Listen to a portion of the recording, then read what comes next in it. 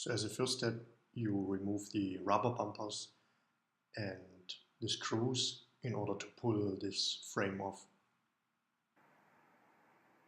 You see that there's like a metal frame around the display, and here if it's mounted it has another frame around, so you need to get this off first.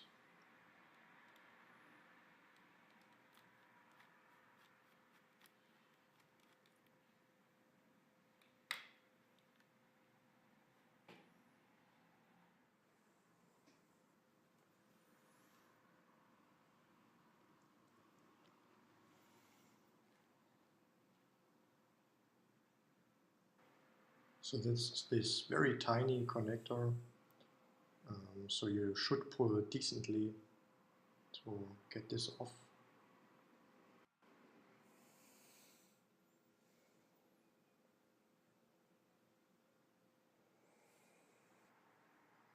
So the new display frame has been mounted.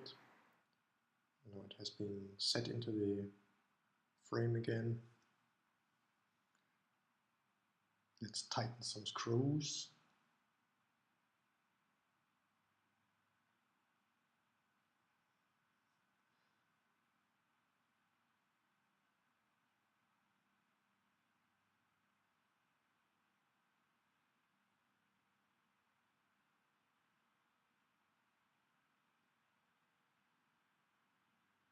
There we go. So I attached the frame again.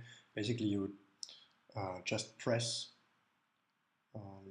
gently on the frame and it will snap in. And then you tighten all the screws, you fasten all the screws, and hopefully it will work, as it does in my case.